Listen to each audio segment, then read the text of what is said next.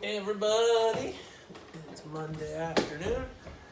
I was going to work in the yard for a little bit, but then it started raining. So I said, must be time for me to read chapter 11. So here we are with chapter 11. I have no idea how long it is. It does not look like it's very long at all. Boy, these chapters have really shortened. Anyway, here we go. Chapter 11. And if you hear in the background, that would be Toby, who's rolling around on his back on the floor next to me. All right, chapter 11. The cow proved to be a godsend. The next day, Brian awakened in mid-afternoon, starving, and not sure if it had all happened, although his body felt as if he'd been sleeping in a cement mixer. Every bone and muscle seemed to ache, but the moose was all there, leaning against the side of the shelter. He was starving and made a fire outside. He used the hatchet to chop out a section of ribs and cooked them on a stick over the flames and ate them when the fat was crackling. "All I need is some barbecue sauce," he said aloud, grease dripping down his chin, and a Coke. When he had first come out of the shelter, it had been partly cloudy, with the sun shining through gray wisps of clouds. But while he ate, the clouds became thicker until there was no blue, and he felt a few drops hit his cheek. Not again, not rain, but it was. It didn't pour at first, and he took the rest of the day to get in firewood. He had found a stand of dead poplar, all dry and easy to burn, but still about half a mile away. And he dragged wood until it was dark, and the rain was a steady, miserable, cold downpour. He made a fire inside the shelter with coals from the outside fire, and soon it was warm and toasty. He hung the rabbit skin shirt up to dry and lay back to wait the rain out. Having worked all the previous night and slept most of the day, he wasn't sleepy and thought that the rain seemed light and would probably end by daylight. And when he finally dozed off, warm and snug in the shelter, it seemed to be coming down more lightly all the time. But at daylight, it hadn't stopped. He looked out at the drizzle.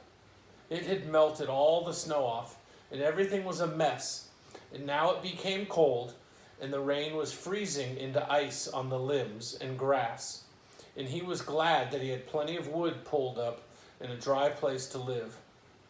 It rained for a solid 8 days, cold and wet, and if he hadn't had the shelter and meat, he would have gone crazy.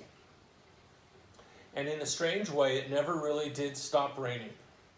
Each day, it got colder and colder, and the rain kept coming down, and Brian could hear limbs breaking off with the weight of the ice on them.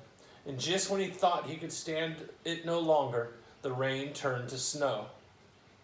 Only this time, not a soft snow. A wind came out of the northwest that howled through the trees like something insane, actually awakened him in the middle of the night and made him sit bolt upright in fear. The snow was small and hard at first, driven needles that seemed to cut his cheek when he looked outside, and then changing to blown, finer snow that found ways to seep into the shelter and melt, hissing on the fire. He was not idle. He had dragged in enough wood to last if he was careful, but by the second and third day, he was going stir-crazy and was looking for things to do. Luckily, there was much that needed doing. His clothing was far from adequate. The rabbit skin shirt was like paper and ripped easily. Indeed, had been torn in several places during the moose attack and needed restitching. And Brian, with great effort, stretched the moose hide out in the rain and cut it in half and brought the rear half into the shelter. The hide was still wet from being on the moose, hadn't had time to dry, but the fire and heat in the shelter worked fast, and within days it had dried sufficiently to work. It was stiff and thick, and while it was still damp, he cut a rectangle for a moose shirt, stitching it down the sides with moose hide laces, making it larger than the rabbit skin shirt. He did the same kind of sleeves, then made a crude hood, which he stitched around the head opening. He did all this with the hair side in, and when he put the rabbit skin shirt on underneath, and then the moose hide parka on the outside, even with the moose hide still uncured, he could feel his body warming up instantly.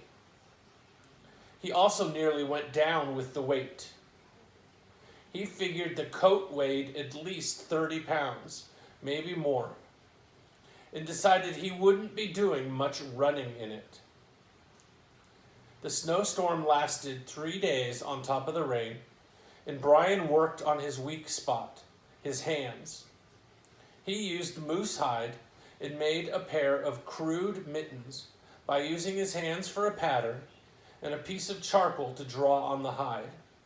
The thumbs were so large he could almost stick his whole hand in the thumb hole. These he made with the hair side in and fashioned them large enough to allow a second set of rabbit skin mitts to be worn inside. The mittens were so big they kept falling off his hands, and he used moose hide to make a cord that went over his shoulders and held the mittens up if he relaxed his hands. This was all hard work and kept him busy for days. But worse work was the hide. As it dried, it started to harden and turn into something very close to a board. He worked it back and forth over a rounded piece of wood as he'd done with the lacing, and in this process, trying to soften the dried moose hide took longer than sewing up the clothing, and in the end he had to settle for less than he wanted. He had the hide loose where it counted, in the armpits and elbows and the hood, but much of the rest of it was only half supple, stiff enough so that he felt as if he were wearing a coat of armor, and stiff enough though he worked on it for hours. Oh, and still stiff though he worked on it for hours when at last the storm ended. Brian expected to be snowed in, but in fact it was only 8 or 9 inches deep. It had been a fine driven snow. It hadn't accumulated to any depth, but it was blasted into everything. Many of the trees had a full 6 inches sticking out to the side of the tree, where the snow had been driven by the wind. It was still beautiful in the sunlight, but had a different look from the last fluffy snow, and it was cold, a deeper cold than before. Brian couldn't estimate temperature, but he thought it must be near 0. But quiet. The wind had stopped completely, and his clothes kept him warm as if he'd been in the shelter. He started to brush the snow off the stacked moose meat, and then thought better of it. The meat was frozen and protected under the snow and ice from the rain, and safer there than in the open. He didn't think the bear would come. It must be hibernating by now. And the same for Betty, whom he hadn't seen since just after the bear attack. So the meat should be all right just beneath the snow. He needed wood, and he spent most of the day dragging in dead poplar, finally taking the parka off because it was so heavy, and working in the rabbit skin shirt alone. Everything had ice frozen on it, but it chipped off easily with the hatchet. When he had a good stack, enough for another week, he was definitely gun-shy now about storms. He chopped some meat off of one of the back legs of the moose for stew and settled in for another night of rubbing the hide on his parka to soften it. And he wondered that night, the night of day 94, if this was it. Was this all winter would be?